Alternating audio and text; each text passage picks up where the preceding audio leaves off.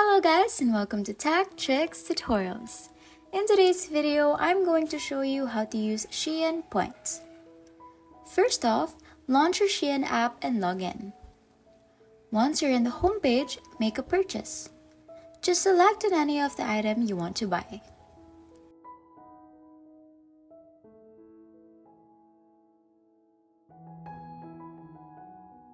Once you've chosen, go to your cart by clicking on the cart icon at the top.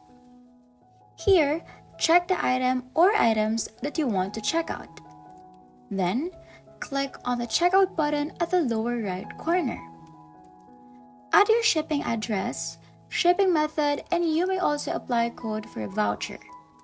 In this section, you will see the option Points. Click on it and it will show you your available points.